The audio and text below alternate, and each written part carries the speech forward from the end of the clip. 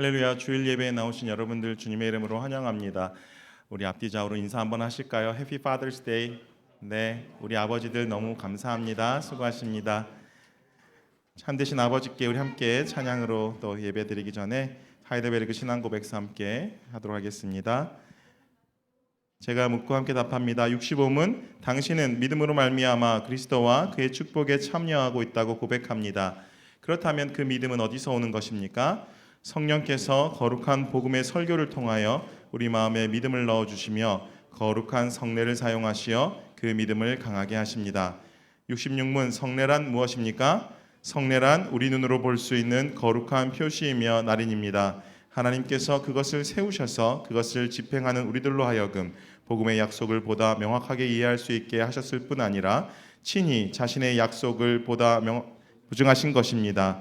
하나님께서 약속하신 복음은 이것입니다. 즉 은혜로 말미암아 그리스도께서 단번에 십자가에서 영원한 속죄를 드림으로써 우리의 죄를 용서하시고 영생을 주시는 것입니다. 67문, 그러면 말씀과 성례는 구원의 유일한 토대인 예수 그리스도의 십자가의 희생에 우리 믿음의 초점을 맞추는 것입니까?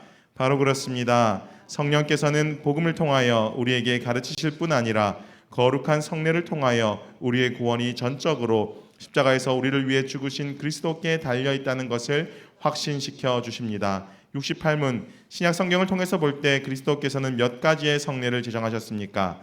2가지입니다. 즉 세례와 성만찬입니다. 아멘. 우리의 구주 되신 예수 그리스도를 이 시간 함께 기쁨으로 찬송드리며 주님 앞으로 나아가도록 하겠습니다.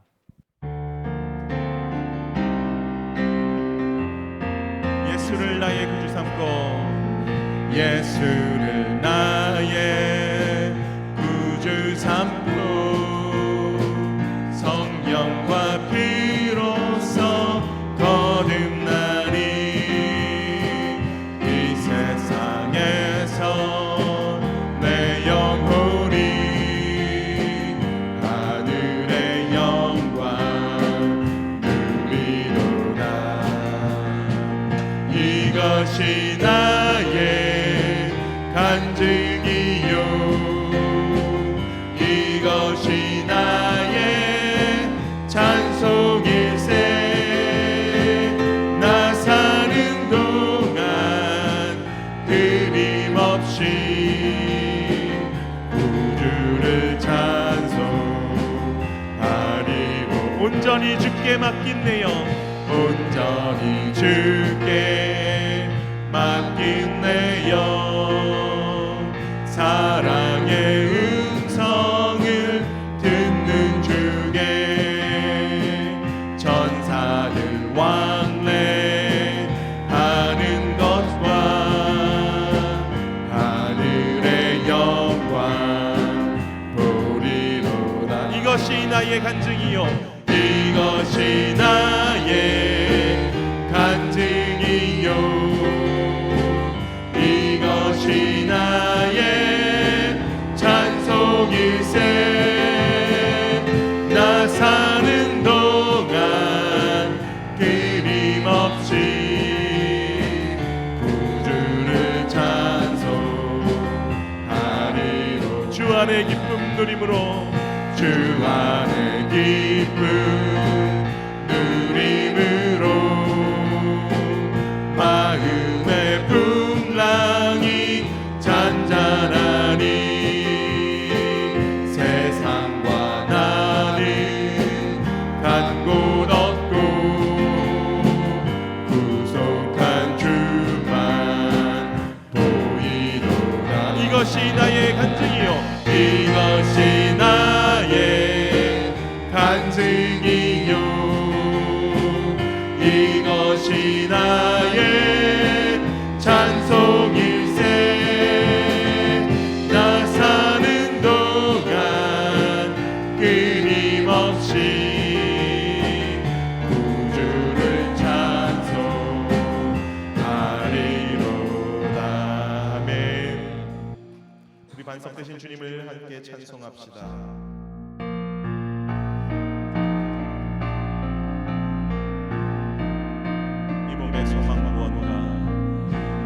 몸의 소망 무언가 주 예수뿐일세 우리 주 예수밖에는 믿으리 아주 없도다. 이 몸의 소망 무언가 이 몸의 소망 무언가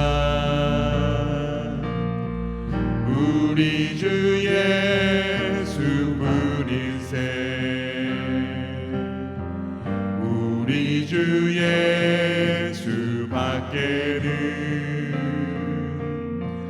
믿으리 아주 없도다.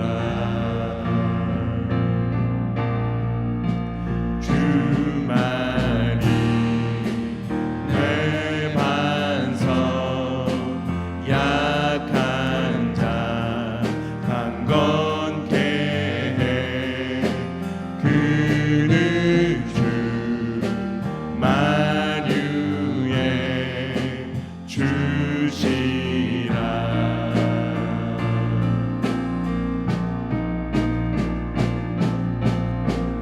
무섭게 바람 부는 밤 물결이 높이 설렐 때 우리 주 크신 은혜에 소망에 닿을 주리라. 소망에 닿을 주리라.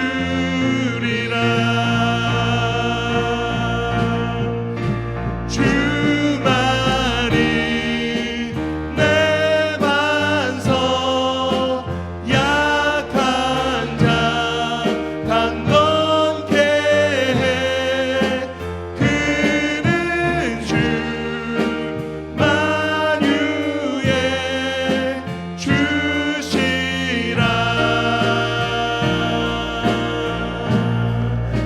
주만이 내 반석 약한 자 강건케 해 그는 주 만유의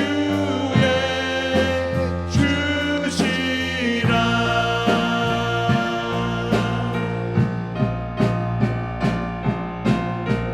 바라던 천국 올라가 하나님 앞에 배울 때 구주의 의를 힘입어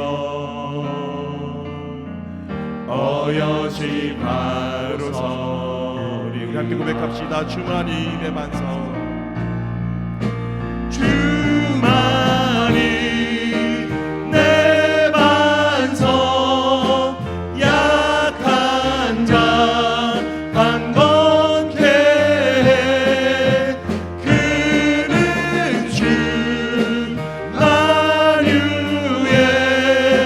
주만이 내 반석 주만이 내 반석 약한 자 강건케 해 그는 주 만유의 주시라.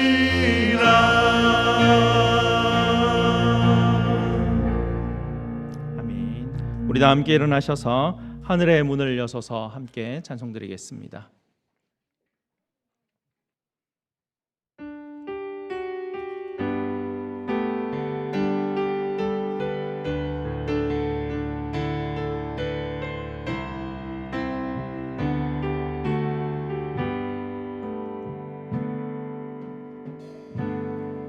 하늘의 문을 여소서 이곳을 주목하소서. 주를 향한 노래가 꺼지지 않으니 하늘을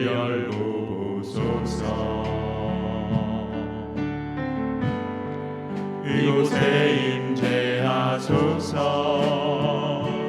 주님을 기다립니다.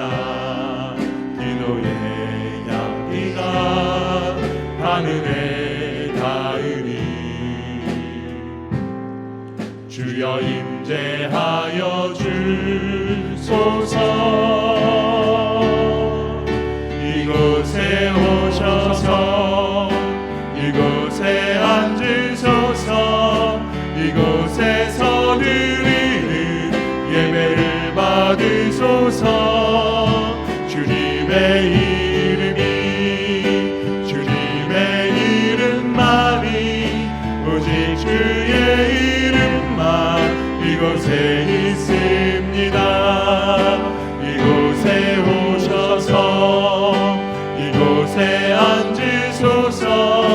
이곳에서 드리는 예배를 받으소서. 주님의 이름만이 오직 주의 이름만 이곳에 있습니다. 아멘. 하나님의 이름을 부르며 예배로 나아가겠습니다. 우리의 도움은 천지를 지으신 여호와의 이름에 있도다. 아멘. 우리 하나님께서 저와 여러분을 이렇게 축복하시며 환영하십니다. 하나님 우리 아버지와 주 예수 그리스도로부터 은혜와 평강이 있기를 원하노라. 아멘. 우리 다 함께 사도신경으로 우리의 신앙을 고백드리도록 하겠습니다.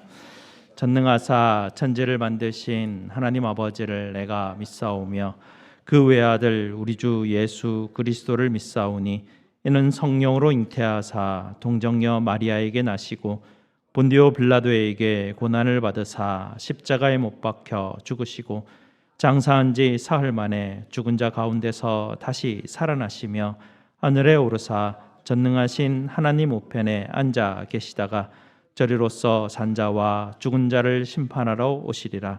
성령을 믿사오며 거룩한 공회와 성도가 서로 교통하는 것과 죄를 사하여 주시는 것과 몸이 다시 사는 것과 영원히 사는 것을 믿사옵나이다. 아멘.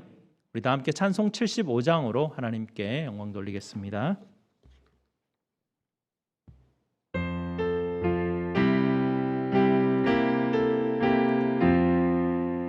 주여 우리 무리를 불쌍하게 여기사 크신 복을 주시고 주의 얼굴 뵈소서. 주여 구원하심을 널리 알게 하시니 천하 만국 백성들 주께 찬송합니다. 주가 다스리시고 바른 심판하시니 나라들이 즐기며 기쁜 노래합니다. 땅에 나는 모든 것 주의 크신 은혜니 모든 나라 백성들 주께 찬송합니다. 하나님 우리에게 복을 내려 주시니 땅의 모든 만물이 주를 경배합니다.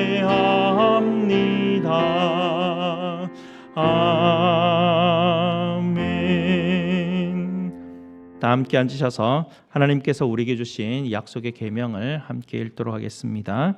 하나님이 이 모든 말씀으로 말씀하여 이르시되 나는 너를 애굽 땅 종되었던 집에서 인도하여낸 네 하나님 여호와니라. 제1은 너는 나 외에는 다른 신들을 네게 두지 말라. 제2는 너를 위하여 새긴 우상을 만들지 말고 또 위로 하늘에 있는 것이나 땅 아래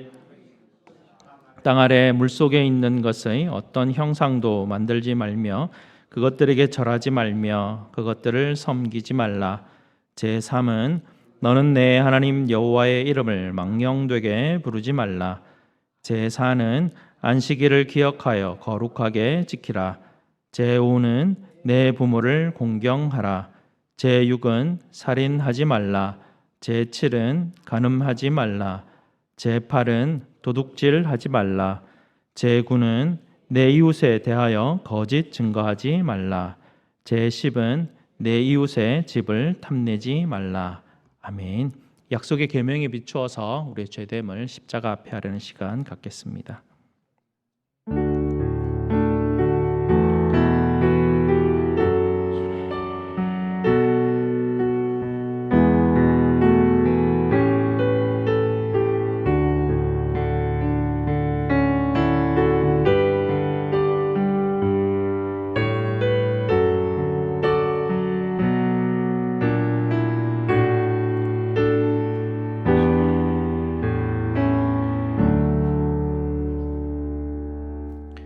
아버지 하나님 감사합니다. 저희를 부르셔서 하나님 나라의 시민으로 만들어 주시니 참으로 감사를 드립니다. 저희가 이 놀라운 은혜를 받아 하나님 나라의 시민으로 시민권을 가졌음에도 불구하고 저희는 이 땅에 살아가는 것이 마치 이것이 영원한 나의 소유인 것처럼 여기며 이 땅에 목매이며 살아갑니다. 이것이 없어질까 불안해하고 잘못하면 어떡하나 염려하며 그렇게 살아갑니다. 주님, 저희를 불쌍히 여겨주시고 우리의 시민권이 이 땅에 속한 것이 아니라 하늘에 속하여 있음을 기억하게 하시고 날마다 우리가 무엇을 바라보며 살아가야 할지 하나님 예수의 십자가만 바라보며 살아갈 수 있도록 우리를 인도하여 주시옵소서. 우리 주변의 환경이 우리를 좌지우지하지 않도록 주께서 우리를 붙들어 주시고 오직 십자가의 지혜와 능력으로 삶을 살아갈 수 있도록 도와주시옵소서. 우리 구주 예수 그리스도 이름으로 기도드리옵나이다. 아멘. 우리 구주 예수님께서 저와 여러분에게 예레미야서 31장 34절 말씀으로 죄사함의 확신을 주십니다. 내가 그들의 악행을 사하고 다시는 그 죄를 기억하지 아니하리라. 여호와의 말씀이니라. 아멘. 이제 우리 하나님께서 이 말씀으로 우리를 깨끗게 하셨으니 기쁜 마음으로 하나님 앞에 기도드리도록 하겠습니다. 최중수 장로님 기도 인도해 주시겠습니다.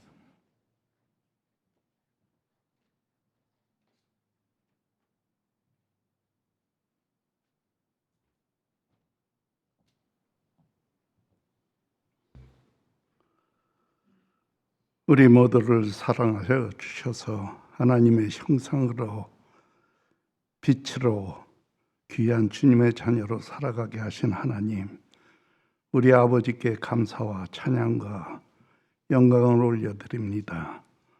지난 한 주간도 우리의 생명을 연장시켜 주시고 주님이 주시는 은혜 가운데 살게 하심에 감사합니다. 우리들의 죄로 말미암아 주님의 존전에 나와 설 수 없는 우리들을 죄가 없으신 아들 예수 그리스도의 보혈로 씻어 주시어서 오늘 주님 앞에 나왔사오니 우리들의 몸과 마음을 받으시고 오늘 이 예배가 산 제사로 드려지게 하여 주시옵소서. 그리스도 안에서 온전히 자라가야 할 우리들의 삶의 모습이 어린아이 같고 육에 속한 자와 같이 형제들을 시기하고 주는 것보다 받는 것을 좋아하며 자신의 눈에 있는 들보를 보지 못하는 우리들입니다.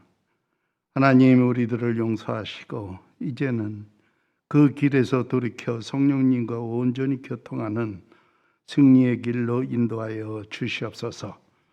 주님은 우리들의 삶의 필요로 함을 알고 계시는 줄 믿습니다. 육신의 연약함을 고통받는 성도들을 보살펴 주시고 치유하여 건강케 하여 주시옵소서. 어려운 가운데 주님의 음성을 듣게 하시고 성숙한 믿음의 성도들로 거듭나게 하옵소서. 우리 모두에게 이러할 양식을 채워주시는 하나님, 열심히 땀 흘리며 사랑으로 나누는 기쁨을 늘 체험하는 축복이 임하게 하여 주시옵소서. 예수 그리스도의 몸된 사랑하는 우리 교회를 위하여 기도합니다. 모든 지체들이 말씀으로 양육받게 하시고 봉사하고 섬기며 교제하여 참으로 주님이 잘했다 칭찬하는 구원의 방주가 되게 하여 주시옵소서. 이 시간에 주의 말씀을 선포하시는 담임 목사님과 교육 목사님을 도와주시어서 성령의 기름을 부으심으로 충만케 하시고 우리들을 향하신 하나님의 뜻을 바로 깨닫는 은혜의 시간이 되게 하시고 말씀을 듣는 우리의 마음밭이 준비되게 하셔서 말씀의 씨앗이 떨어질 때에 30배, 60배, 100배의 열매가 맺어지기를 원합니다. 찬양을 드리는 성가대를 축복하시고 저희들의 입술을 열어 부르는 찬양이 그들의 영혼에서 나오는 진실한 간증이 되게 하시고 모든 성도들이 아멘으로 화답하게 하여 주시옵소서. 우리들의 자녀들을 주님이 인도하셔서 주님의 교양과 훈계 가운데 자라게 하시고 하나님 나라의 확장에 사용되는 도구로 준비시켜 주시옵소서. 일일이 이 시간 아뢰지 못하는 우리들의 형제들, 형편들을 모두 주님께 아시오니 친히 보살펴 주시고 주님의 뜻 안에서 모든 것이 이루어지기를 원하오며 아무 공로 없는 죄인이 오직 예수 그리스도의 이름으로 기도드리옵나이다. 아멘.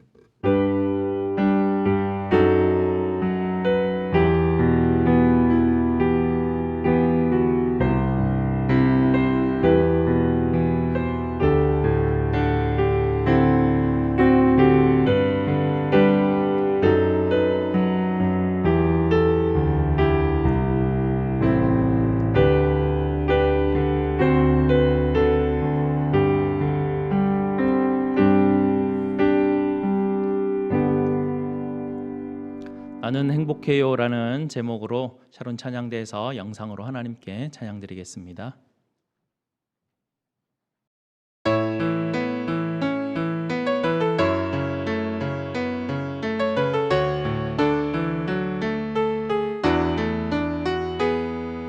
주님 한문 밖에는 아는 사람 없어요. 가슴 깊이 숨어있는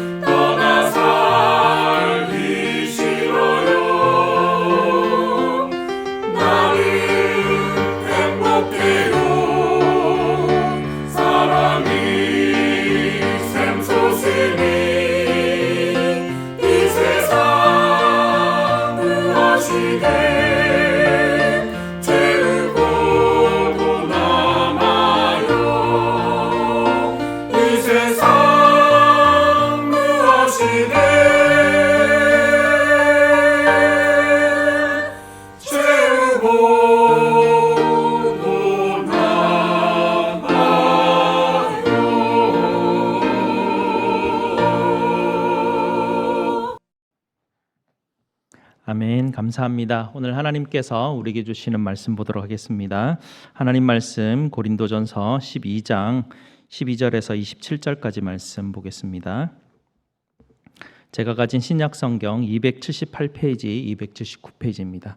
신약성경 278, 279 고린도전서 12장 12절에서 27절까지 말씀입니다. 다 찾으셨으면 저와 함께 교독하시고 27절 말씀 같이 읽도록 하겠습니다. 몸은 하나인데 많은 지체가 있고 몸에 지체가 많으나 한 몸인과 같이 그리스도도 그러하니라. 우리가 유대인이나 헬라인이나 종이나 자유인이나 다 한 성령으로 세례를 받아 한 몸이 되었고 또 한 성령을 마시게 하셨느니라. 몸은 한 지체뿐 아니요 여럿이니 만일 발이 이르되 나는 손이 아니니 몸에 붙지 아니하였다 할지라도 이로써 몸에 붙지 아니한 것이 아니요 또 귀가 이르되 나는 눈이 아니니 몸에 붙지 아니하였다 할지라도 이로써 몸에 붙지 아니한 것이 아니니 만일 온몸이 눈이면 듣는 곳은 어디며 온몸이 듣는 곳이면 냄새에 맡는 곳은 어디냐. 그러나 이제 하나님이 그 원하시는 대로 지체를 각각 몸에 두셨으니 만일 다 한 지체뿐이면 몸은 어디냐. 이제 지체는 많으나 몸은 하나라. 눈이 손들어 내가 너를 쓸 데가 없다 하거나 또한 머리가 발들어 내가 너를 쓸 데 없다 하지 못하리라.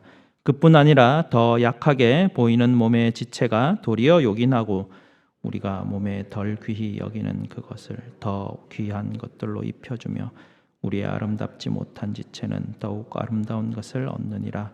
그런즉 우리의 아름다운 지체는 그럴 필요가 없느니라. 오직 하나님이 몸을 고르게 하여 부족한 지체에게 귀중함을 더하사 몸 가운데서 분쟁이 없고 오직 여러 지체가 서로 같이 돌보게 하셨느니라. 만일 한 지체가 고통을 받으면 모든 지체가 함께 고통을 받고 한 지체가 영광을 얻으면 모든 지체가 함께 즐거워하느니라. 너희는 그리스도의 몸이요 지체의 각 부분이라. 아멘.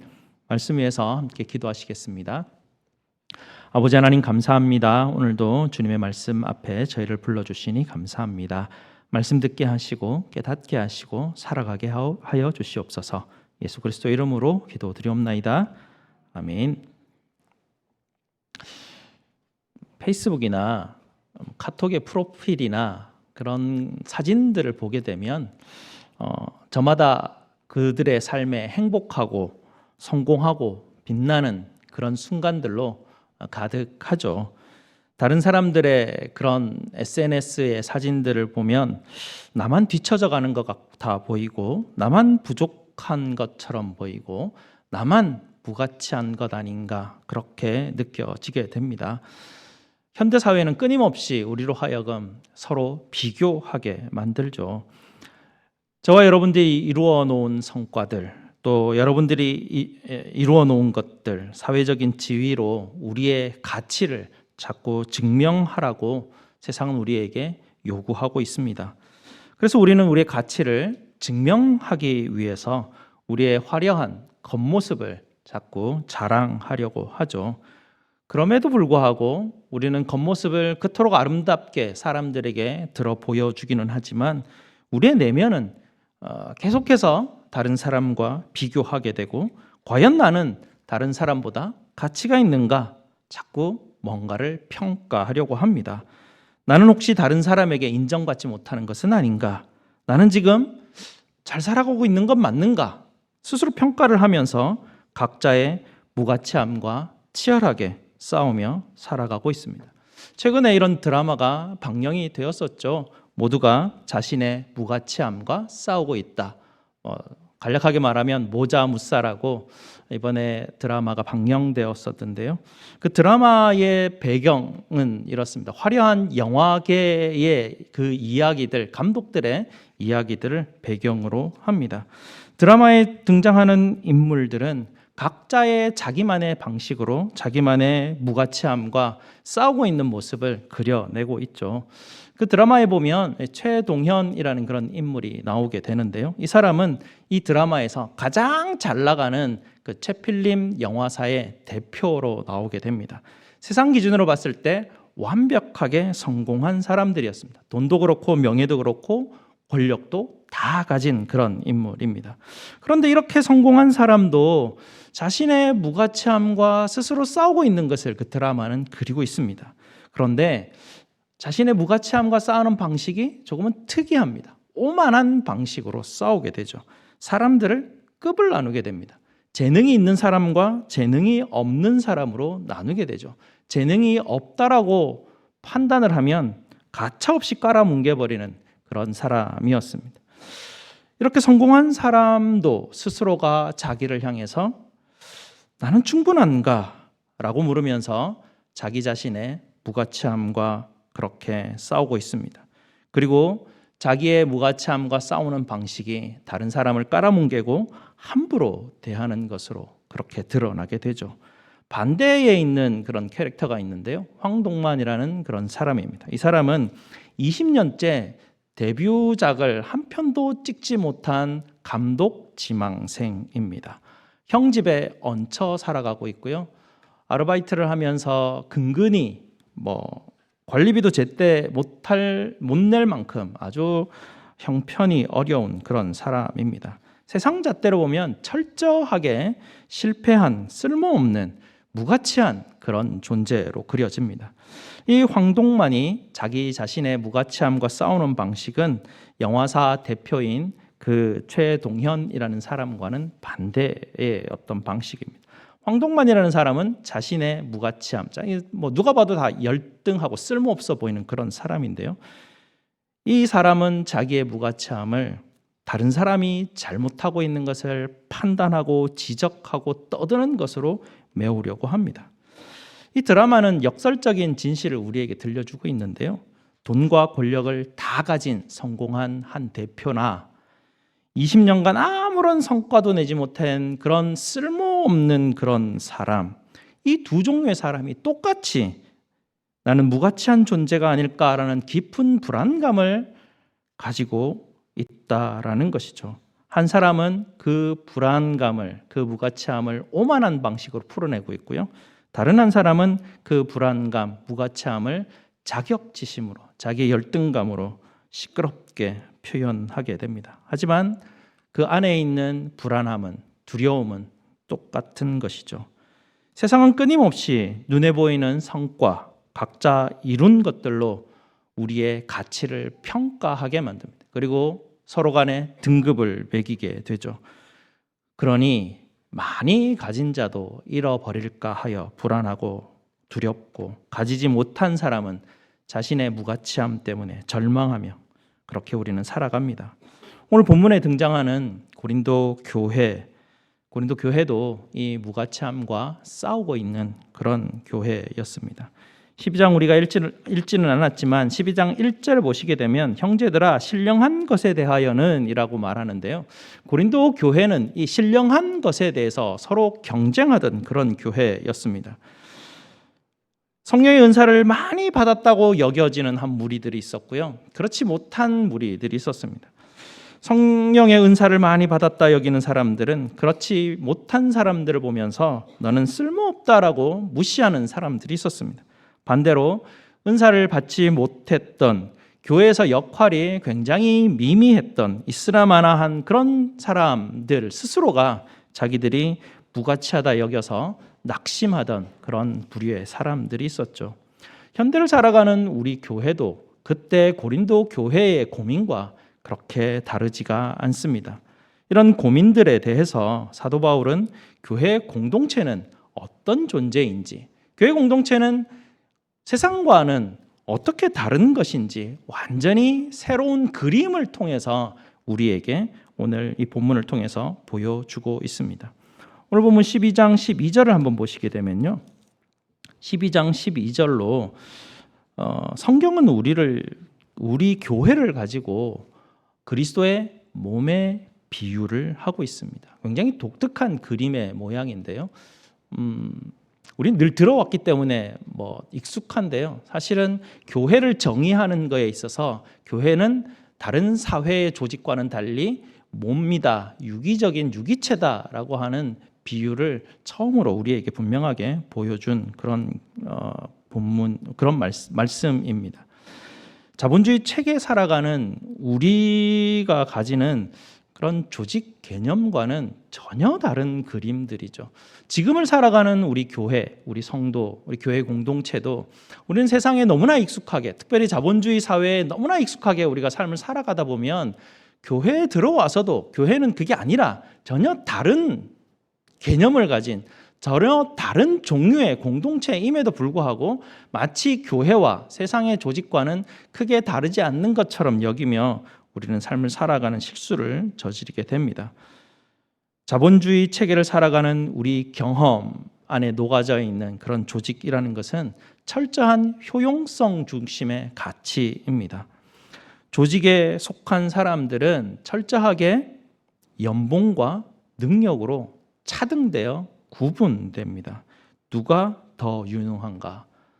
그 자리에서 역할을 하고 있는 사람들이 있는데 더 유능한 사람이 나타나면 언제든지 교체 가능한 부품 취급을 받으며 삶을 살아가는 것이 세상의 조직입니다. 모든 가치 판단은 돈과 효율과 효용성에 따라서 사람들이 그렇게 배치가 되고 평가가 되게 되죠. 능력 있는 상위 사람들에게는 엄청난 권력과 보상이 집중됩니다. 그러나 능력이 필요 없는 하위 사람들은 그저 무가치하게 여겨지게 되죠. 함부로 여기게 됩니다. 이에 대해서 바울 사도가 교회 공동체는 세상의 이런 조직과는 질적으로 전혀 새로운 그런 조직이고 공동체임을 우리에게 가르쳐주고 있습니다. 교회는 많은 지체가 한 몸으로 유기적으로 연결되어 한 몸으로 묶여 있는 그런 단체라는 것을 우리에게 가르쳐 줍니다. 이 몸에 속해 있는 모든 지체는 그리스도의 몸이다라고 가르칩니다. 그리스도의 몸이 얼마나 존귀하고 가치가 있습니까? 그 몸 안에 있는 세포 하나의 어떤 한 부분의 어떤 한 조직의 부분도 전혀 무가치한 부분이 하나도 없는 것이 교회 공동체의 모습입니다. 어떤 지체도 스스로 능력으로 일하지 않는다라고 합니다. 하나님께서 그 역할을 맡겨주신 것이지 내가 잘나서, 내가 자격이 있어서, 내가 능력이 있어서 그 부분, 그 파트를 맡고 있는 것이 아니다라는 것을 가르쳐주고 있습니다. 오늘 본문을 보시면 사도는 우리 몸의 각 신체들이 어떤 서로 이제 대사를 나누어 가면서 드라마를 쓰고 있는 모습들을 이제 15절 밑으로 이제 발이 이르기를 이렇게 해서 뭔가 대사를 말을 하고 있습니다. 각자 역할을 나누어서 그 일들을 맡고 있는데요. 당시 문화에서는 오른손이 제일 가치가 있었습니다. 오른손으로 수많은 가치 있는 일들을 해내었습니다. 발은 뭡니까? 가장 더러운 부분입니다. 가장 사람들이 싫어하는 부분이죠. 오른손은 효용성이 있었기 때문에 여기에 가장 값비싼 보석을 착용하는 손은 그런 역할을 하고 빛나는 그런 역할을 합니다. 발은 혐오스럽고 가장 더럽고 가치가 없는 그런 부분들이죠. 그러니 15절을 보게 되면 발이 그렇게 말합니다. 나는 너무나 더럽고 나는 스스로 뭔가를 만들 수 있는 그런 존재도 아니고 손이 하는 일에 비하면 나는 너무나 가치가 없으니 나는 이 몸에 속할 자격이 없습니다 라고 그렇게 말합니다. 사도는 이 본문을 통해서 우리에게 마치 이렇게 말하는 것 같습니다. 여러분, 비교의식이라는 그 감옥에서 벗어나시기 바랍니다. 다른 사람들과 비교하여서 내가 무가치하다고 생각하는 그 영적인 감옥에서 제발 벗어나시기 바랍니다 라고 간곡하게 부탁을 하는 것 같습니다. 왜 나는 손처럼 귀히 쓰임을 받지 못할까? 그렇게 낙심할 필요가 없다라는 것이죠. 이 모자무사라는 그 드라마에 나오는 황동만이라는 사람과 같은 그런 모습인데요. 그 드라마에 보면 그 영화 감독들의 모임인 8인회라는 그런 모임이 있습니다. 이 황동만이라는 사람이 20년 동안 영화 한 편도 찍지 못한 사람인데도 불구하고 그는 그 8인회에 소속이 되어 있었습니다. 그곳에 있는 7명의 감독들이 아무도 너 왜 여긴 감독들이 모이는 곳인데 너 여기 왜 와? 라고 말하는 사람이 아무도 없었습니다. 그러나 황동만 그 사람 스스로가 자격지심으로 아니 다른 7명은 다 감독을 데뷔하고 계속해서 영화를 잘 찍고 어떤 사람은 유명하기도 하고 돈도 많이 버는 그런 감독들이 있는데 나는 여기 낄 자격이 있을까? 자격지심과 무가치함으로 그렇게 힘들어하며 살아갑니다. 그 모임에 와서 그는 끊임없이 떠든다고 합니다. 왜냐하면 자신의 무가치함이 드러날까 싶어서 끊임없이 다른 친구들이 찍었던 작품을 비난합니다. 형편없는 작품을 또 내어놓았다고 떠들고 시끄럽게 떠들어댑니다. 그 장면이 1회 내도록 나옵니다. 그래서 1회 보다가 와, 이렇게 찌질한 사람의 모습을 왜 이렇게 드러내나 보는 사람조차도 짜증나가지고 1회를 보다가 더 이상 이 모자무사를 볼 수가 없습니다. 거의 대부분 1회 보다가 다 포기한다 하더라고요. 워낙 찌질한 사람 모습이 여기에 계속 나오니까 보기가 싫어가지고 그럴 정도로 무가치함을 이 드라마가 1회부터 드러내고 있습니다. 15절에서 발이 스스로 말하죠. 나는 손이 아니니 몸에 붙지 아니하였다라고 끊임없이 말을 하고 있다는 것입니다. 그러나 그건 사실이 아닙니다. 거짓입니다. 발은 아무리 해도 몸을 떠날 수가 없습니다. 발이기 때문에 나는 손과 달라. 손처럼 저렇게 효용이 있는 것을 못해. 그러니 나는 몸이 아니야 라고 말해봐야 아무 소용이 없다라는 것이죠. 스스로 자기의 무가치함을 결론을 내리고 자기 스스로를 괴롭힌다고 몸이 아니게 되는 것이 아니라는 것입니다. 우리를 무너뜨리는 가장 강력한 무기는 이렇게 다른 사람을 보면서 비교하고 자기의 가치를 자꾸 비교하여 평가하는 것입니다. 18절을 한번 보시게 되면 그러나 이제 하나님이 그 원하시는 대로 지체를 각각 몸에 두셨다라고 합니다. 여기에 두셨다라는 말이 굉장히 중요합니다. 내가 손이 되고 내가 발이 되는 것은 내 능력이나 우연을 통해서 그렇게 되어진 게 아니라는 것이죠. 계획이 있다는 것입니다.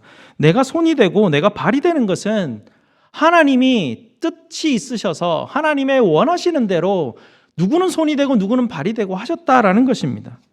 손은 손이 되었기 때문에 아름답고 발은 발이기 때문에 요긴하고 가치가 있게 하나님께서 두셨습니다.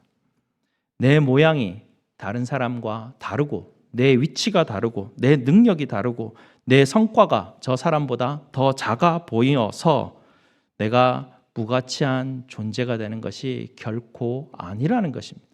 우리 교회 공동체는 그리스도의 몸으로 이루어진 교회 공동체입니다. 그러니 그 공동체에 속한 아무리 작은 지체도 전혀 무가치함과는 거리가 먼 것이죠. 그러니 우리는 우리 안에서 비교를 멈추어야 합니다. 내 마음에서 뭔가를 비교하여 평가하고 내가 무가치한 것 아닌가라는 생각들이 들 때 그것은 거짓 음성입니다. 그것을 물리치시고 하나님이 우리 각자에게 보여주시는 고유한 예수 그리스도의 가치를 바라보시기 바랍니다. 우리 중 어느 누구도 무가치한 사람은 단 한 사람도 없는 것이죠. 둘째는 교회가 그리스도의 몸과 같기 때문에 세상과 다른 점은 약해 보이는 지체가 오히려 요긴하게 쓰인다라는 사실입니다. 세상은 눈에 보이는 것, 강한 것, 화려한 것을 인정하고 그것을 괜찮다라고 평가를 자꾸 하려고 합니다. 영화사 사장인 그 최동현이라는 사장은 계속해서 급을 나눕니다. 급이 낮다고 생각하는 판단하는 그런 사람은 아주 쓸모없는 사람, 무가치한 사람으로 그렇게 여깁니다. 세상은 1등만을 기억하죠. 빛나는 사람만 기억합니다. 그러나 하나님의 교회 공동체는 전혀 다른 공동체입니다. 오늘 보면 22절을 보시게 되면 그뿐 아니라 더 약하게 보이는 몸의 지체가 도리어 요긴하고 라고 말합니다. 공동체는 어떤 가치를 평가하지 않습니다. 어떤 일을 통해서 능력을 통해서 등급을 나누지 않습니다. 능력 있고 영향력 있는 사람과 그렇지 않는 사람을 나누는 곳이 아니라는 것이죠. 23절을 보시면 우리가 몸을 덜 귀히 여기는 그것을 더욱 귀한 것들로 입혀주며 라고 말하죠. 우리 몸에 약한 지체들은 다 보이지 않는 곳에 있습니다. 어디에 있습니까? 우리 속에 있는 장기들을 보면 알죠. 우리 속에 있는 장기들은 사람들 앞에 드러나지 않습니다. 굉장히 약한 장기들입니다. 그러니 갈비뼈들이 다 보호하고 있죠. 그러나 아주 중요한 역할을 하는 그런 우리 몸의 지체들입니다. 가장 화려한 지체가 아니라 오히려 감추어진 지체가 오히려 요긴하고 중요한 일을 감당한다라고 합니다. 또 21절을 또 보시게 되면요, 눈이 손들어 내가 너를 쓸데없다 하거나 라고 말합니다. 또 머리가 발들어 내가 너를 쓸데없다 하지 못한다, 그렇게 말합니다.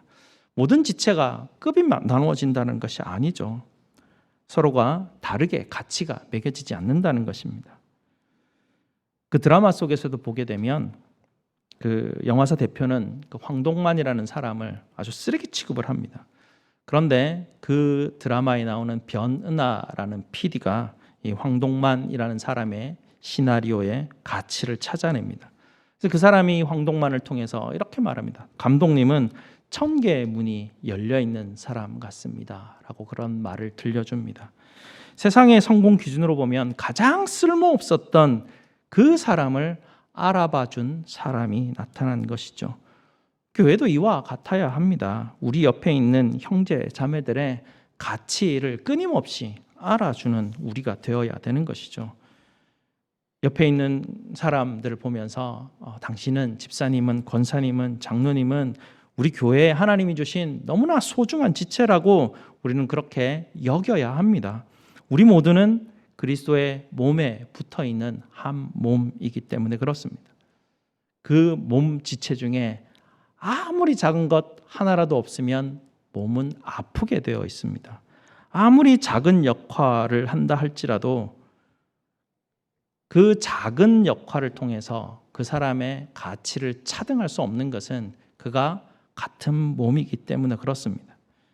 제가 강단에서 설교한다고 해서 더 중요한 사람이고 더 가치 있는 사람이고 보이지 않는 곳에서 아주 조용하게 작은 일을 한다고 하여서 그것이 무가치한 일이 아니라는 것이죠. 이렇게 차등하는 가치를 두고 있는 것은 자본주의의 가치관에 따르는 그런 세계관입니다. 교회는 자본주의의 가치관을 따르는 그런 기관이 아닙니다. 우리는 오직 예수 그리스도를 따를 뿐이죠. 마지막으로 세 번째는 교회는 서로의 무가치함을 함께 싸워주는 그런 공동체입니다. 25절을 보시게 되면 몸 가운데서 분쟁이 없고 오직 여러 지체가 서로 같이 돌보게 하셨느니라. 우리 몸이 서로 연결돼 있죠. 몸에 있는 각 세포와 기관은 절대로 분쟁하고 서로 싸우지 않습니다. 우리의 면역 세포는 우리 밖에 있는 우리를 해롭게 하는 그런 세포와 나의 세포를 정확하게 구분해냅니다. 그런데 면역 세포가 고장이 나가지고 밖에서 들어온 그런 바이러스 세포인지 내 자신의 세포인지 헷갈리기 시작하면 마구 공격을 하는 것이죠. 안에서 자기 몸을 막 공격을 하게 됩니다. 그러면 어떻게 됩니까? 몸이 다 망가져 버리는 그런 사태를 겪게 됩니다.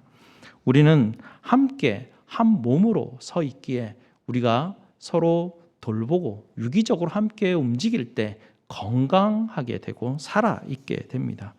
26절을 보시게 되면요, 만일 한 지체가 고통을 받으면 모든 지체가 함께 고통을 받고, 사도는 여기서 고통받는 사람을 도와주라라고 말하지 않습니다. 고통받는 사람에게 전문적인 상담을 제공하라, 고통받는 사람들에게 뭔가 해줘라, 이런 이야기를 하고 있지 않습니다. 뭐라고 말합니까?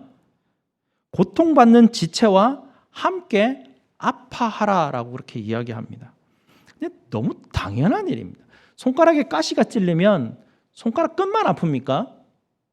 몸은 다 연결되어 있기 때문에 작은 가시라도 작은 지체에 찔려도 그냥 온몸이 다 아프게 되는 것이죠. 너무 당연한 일입니다.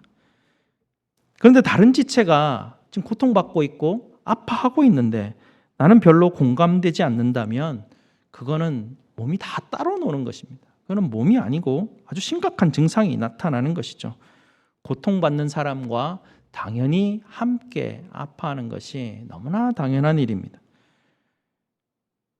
근데 여기서 고통받는 사람과 함께 아파하는 것이 중요한데요, 아픈 사람을 우리가 좀 함부로 동정하는 경우가 있습니다. 물론 뭐 좋은 마음으로 도와주려고 하는 것은 알겠는데요, 사실 받는 사람 입장에서 도와주는 것이지 내가 내 입장에서 도와주는 것은 도움을 주는 게 아닙니다.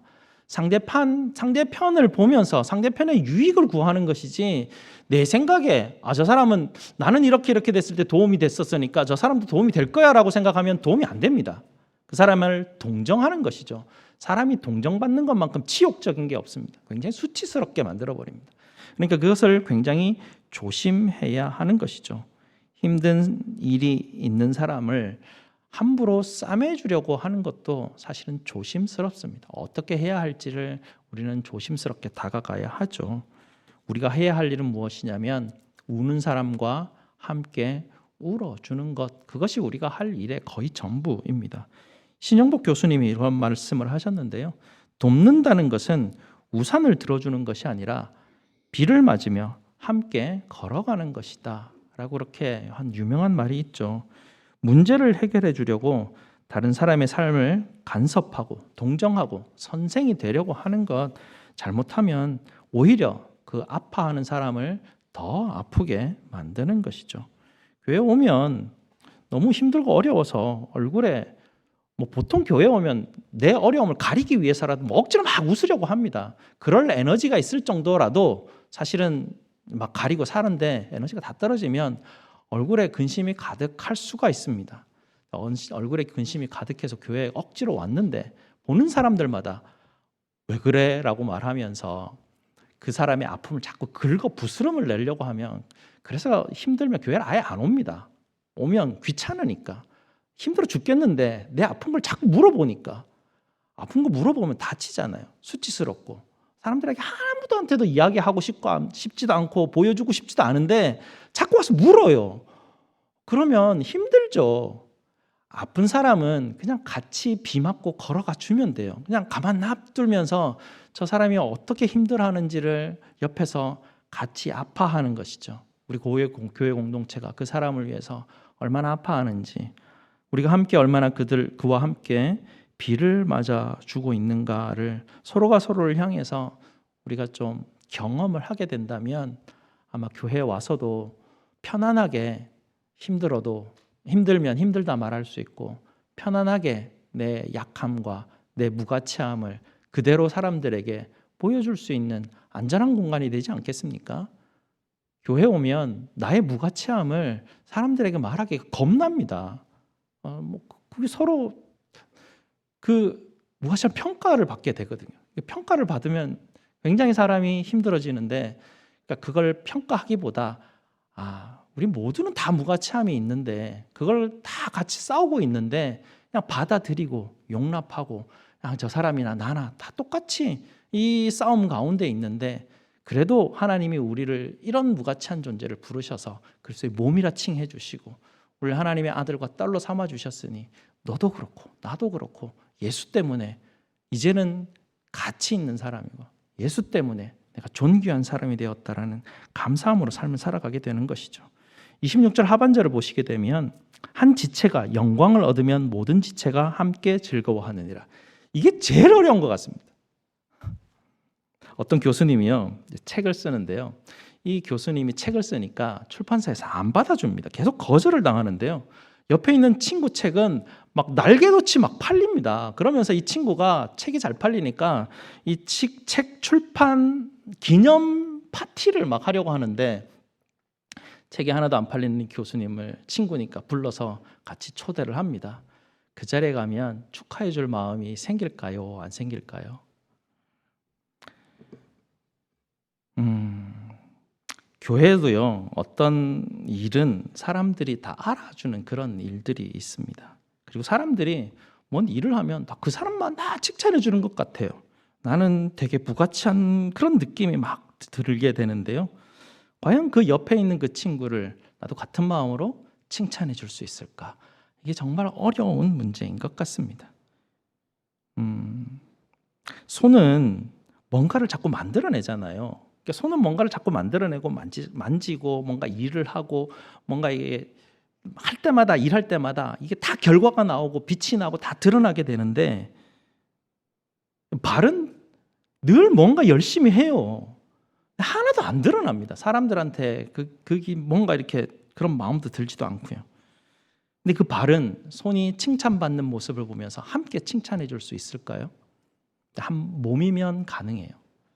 이게 다른 존재면 되게 힘든데 손이 뭔가 잘해가지고, 쉽게 말하면 어제 새벽기도 때도 말씀드렸는데 육상 경기하는 사람이 발로 막 뛰어가지고 1등을 올림픽 챔피언을 먹었으면, 금메달을 먹으면 발이, 야 봐라 너 축하한다, 발이 그걸 한 게 아니라 온 몸이 한 거지 않습니까? 그래서 한 지체가 칭찬을 받고 영광을 받으면 온 몸이 같이 영광을 받는 것입니다. 같이 칭찬하고 같이 기뻐하고 같이 되는 것이죠. 여기까지 가기가 참 쉽지 않은 것이 우리네가 훈련해야 될 지점인 것 같습니다. 같이 울고 같이 비 맞고 걸어가는 것까지는 하겠는데 옆에 있는 사람, 잘 나가는 사람 같이 막 칭찬해주고 기뻐하고 영광을 같이 하는 것, 거기가 정말 한 몸에 이제 우리가 한 몸이 되었구나라는 것을 드러내주는 그런 지점인 것 같습니다. 우리 교회가 함께 한 몸이 되어 나아갈 때 우리가 주의해야 될 것이 무엇이냐면, 내가 능력이 있어서 이 일을 맡게 되었다, 내가 자격이 있어서 사람들이 나를 지지해주고 투표해줘서 내가 이런 직분을 얻게 되었다, 정말 착각하면 안 됩니다. 큰일 납니다. 오늘 읽진 않았지만 우리 고린도전서 12장 4절 한번 보실까요? 12장 4절 보시면 은사는 여러 가지나 성령은 같고 직분은 여러 가지나 주는 같으며 또 사역은 여러 가지나 모든 것을 모든 사람 가운데서 이루시는 하나님은 같으니 각 사람에게 성령을 나타내심은 유익하게 하려 하심이라 라고 말합니다. 내게 일을 맡기신 분이 하나님이시라는 것이죠. 그러니 이걸 자꾸 까먹으면 안 됩니다. 내가 잘해서 드러나는 게 아니라 하나님이 나라는 사람을 택하셔서 나로 하여금 이렇게 일하게 하시니까 이게 드러나지는 것입니다. 내가 뭔가 이루었다고 내가 했네 자랑하고 싶고 인정받고 싶은 것은 다 세상적인 일입니다. 내가 잘나서 받은 것이 하나도 없는 것이죠. 하나님이 하나님의 뜻하신 바대로 하나님이 기뻐하심으로 내게 은사를 주시고 직분을 주시고 내게 사역할 힘을 허락하시니 이 일들이 이루어진다, 그렇게 여기며 우리는 삶을 살아가야 합니다. 그냥 사람들 보기에 어떤 사람은 5달란트 있어 보입니다. 사람들 보기에 어떤 사람은 1달란트밖에 없는 그런 되게 좀 뭔가 저 사람 정말 부족하다 이렇게 느끼는 사람이 있는데요, 사람 보기에 그렇다는 이야기지 하나님이 보시기에 5달란트나 1달란트는 가치가 똑같습니다. 하나님 나라에서는 우리는 보기에 양의 차이가 있지만 하나님 나라에서는 양의 차이가 하나도 없습니다. 한 사람도 하나님 안에서 무가치함 있는 사람이 없다는 것이죠. 사단은 끊임없이 우리에게 찾아와서 비교하게 합니다. 그리고 우리에게 거짓말하죠. 너는 무가치해. 야, 제가 하는 거 봐. 사람들이 다 알아주잖아. 자꾸 우리를 들쑤십니다. 거짓이죠. 예수님은 우리의 무가치함을 담당하시기 위해서 십자가에서 가장 무가치한 모습으로 매달리셔서 죽으셨습니다. 그리고 그 보혈로 우리를 값을 주고 사셔서 너는 내 몸의 지체다 말씀하여 주시고 너는 가장 요긴한 존재다라고 우리에게 선언해 주셨습니다. 우리 옆에 있는 좌우에 있는 사람들 한번 둘러보시기 바랍니다. 세상 기준으로는 어떨지 모르겠지만 하나님의 눈에서는 없어서는 안 될 가장 귀한 그리스도의 몸의 지체들인 것입니다. 이 옆에 있는 사람들에게 우리 한번 앞뒤로 이렇게 이야기해 볼까요? 옆에 집사님, 장로님, 권사님, 성도님 있으시면 옆에 있는 분에게 우리 교회에 없어서 안 될 가장 요긴한 지체입니다. 얘기해 봅시다. 집사님은, 장로님은 우리 교회에 없어서는 안 될 가장 요긴한 지체입니다. 우리 옆에 있는 사람도 함께 집사님이 저와 함께 있으셔서 너무 좋습니다. 얘기해 봅시다. 집사님, 권사님, 장로님은 저와 함께 있으셔서 너무 좋습니다. 그리스도 몸 안에서 참된 가치를 회복하시고 서로의 영혼을 살리시는 복된 우리 제1장로 교회 공동체가 되시기를 주님의 이름으로 축원합니다. 기도하시겠습니다. 아버지 하나님 감사합니다. 하나님, 우리가 세상의 기준으로 자꾸 삶을 살아가려고 합니다. 우리 주님께서 십자가를 통하여서 우리를 구원하시고 우리를 하나님 나라의 시민으로 불러주시고 예수 그리스도의 몸된 지체로 불러주셨음에도 불구하고 하나님, 우리는 자꾸 잊어버립니다. 내가 누구인지, 내가 어디에 속해 있는지, 내가 어떤 지체들과 함께 한 몸으로 묶여 있는지, 이것이 세례로 한 성령을 통해서 이루어진 것인지 자꾸 잊어버리려고 합니다. 그래서 우리 자신들의 무가치함을 자꾸 싸우려고 하고 자꾸 비교하려고 하고 평가하려고 합니다. 하나님, 사단이 우리에게 찾아와서 우리에게 거짓하는 것들을 다 거절하게 하시고, 하나님, 우리에게 주신, 하나님만이 우리에게 주신 예수 그리스도의 몸된 지체로서의 그 가치를 늘 기억하게 하시고, 하나님, 우리에게 맡기신 일들 감사함과 기뻐함으로 잘 감당할 수 있도록 주님 도와 주시옵소서. 예수 그리스도 이름으로 기도드리옵나이다. 아멘. 우리 하나님 앞에 봉헌하시겠습니다.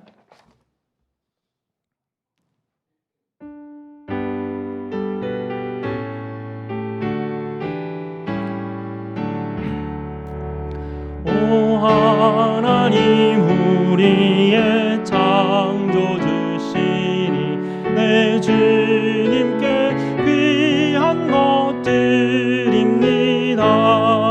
내 주께만 엎드려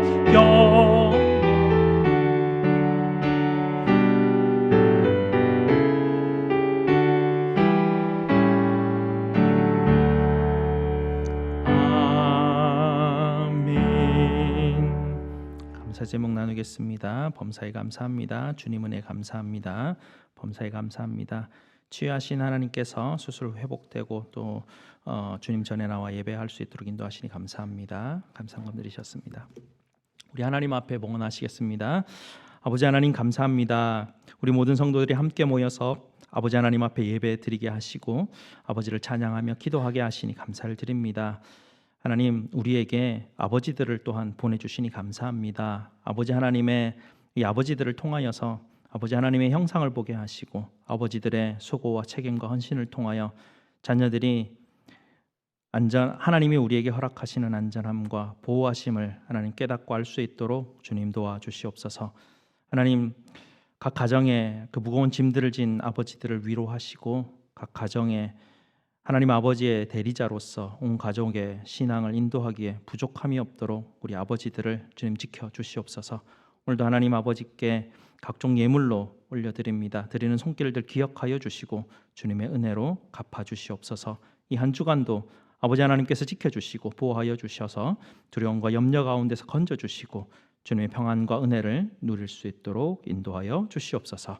저희의 모든 쓸 것을 채우시는 우리 주 예수 그리스도 이름으로 기도드리옵나이다. 아멘. 함께 일어나셔서 찬송 220장으로 찬송 드리겠습니다.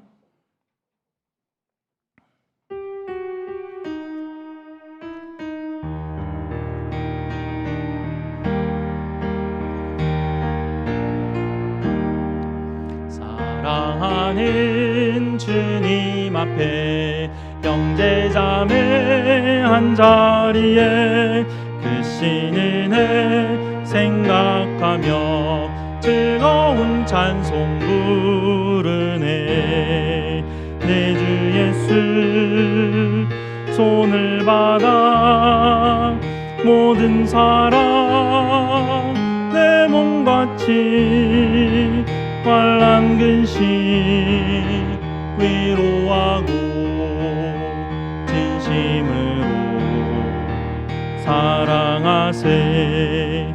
사랑하는 주님 앞에 온갖 충성 다 바쳐서 외로우나 즐거우나 주님만 힘써 섬기네.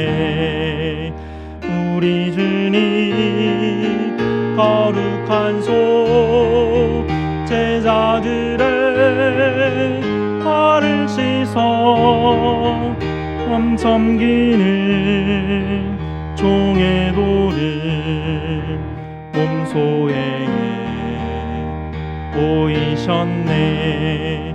사랑하는 주님 예수 같은 주로 섬기라니 받아 한 몸이는 형제여 친구들이여 한 몸같이 친밀하고 마음으로 하나 되어 우리